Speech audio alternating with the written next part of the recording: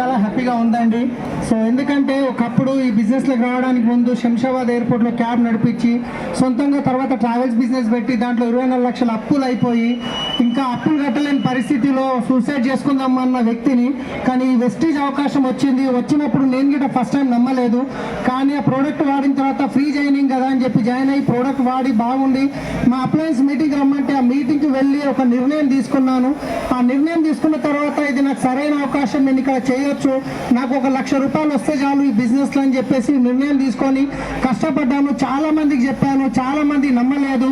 ఇవన్నీ రాత్రి ఈ బిజినెస్లు ఉంటాయని చెప్పి నెత్తిన చేయబెట్టి ఎంటికలు చూపించేది, ఇన్ని చూసినామని చెప్పేది. మేము నువ్వు ఇప్పుడు తెలుసు మాకు లాగులు వేసుకున్న పర్సన్ చూస్తున్నామని ఎంతో మంది ఎగతాలు చేసిర్రు. కానీ నేను వాళ్ళ మాట నమ్మలేదు. ఈ ఆపర్చునిటీ ఇచ్చిన వాళ్ళు మా అప్లయన్స్ మా వినింగ్ సిస్టమ్ని నేను ఫాలో అయ్యాను. ఆ 1 లక్ష రావడానికి 2 సంవత్సరాలు పట్టింది. కానీ ఆ 1 లక్ష 2 లక్షలు కానికే టైం పట్టలేదు. ఆ 2 లక్షలు 4 లక్షలు కానికే టైం పట్టలేదు. 4 లక్షలు 8 లక్షలు కానికే టైం పట్టలేదు. 8 లక్షలు 12 లక్షలు 40 కానికే టైం పట్టలేదు. ఒక్క నిర్ణయం తీసుకునే అవసరం ఉంది. ఒక్క రోజులో ఎప్పుడు జీవితం మారదు, ఒక్క నిమిషంలో జీవితం మారదు. కానీ ఆ ఒక్క నిమిషంలో తీసుకునే ఒక నిర్ణయం వల్ల 100% మీ జీవితమే కాదు, మీరు 3 తరాల జీవితాన్ని చేంజ్ చేయబోతున్నారు. సో సరైన నిర్ణయం తీసుకోండి.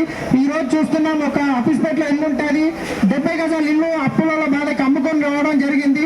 ఆ రోజు చాలా ఏడ్చాను నేను గిట్ట లోపల మా వైఫ్కి తెలియకుండా.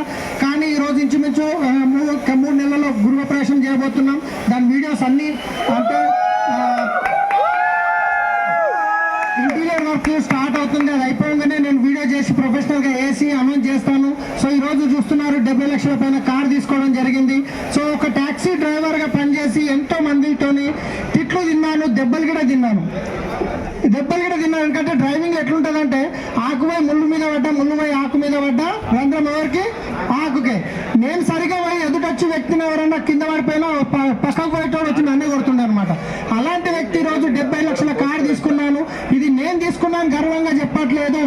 ఇక్కడ ఉన్న ప్రతి ఒక్కరు నిర్ణయం తీసుకుంటే తీసుకోవచ్చు. ఒక స్పార్క్ రావాలి మీ లోపల. మీ టీం గుర్తుకొచ్చిందంటే వెంటకలు లేచి నిలబడాలి. 100% మీరు ఇక్కడ తీసుకోవచ్చు. ఈ వీడియో పంపిస్తున్న వాళ్ళతో మాట్లాడండి, సరైన వ్యక్తి మీకు ఈ బిజినెస్ లో సపోర్ట్ చేయడానికి. So thank you. మా అందరు అప్లైన్కి పాదాభివందనం. ఎస్పీ భార్య సార్కి అందరికీ థ్యాంక్ యూ.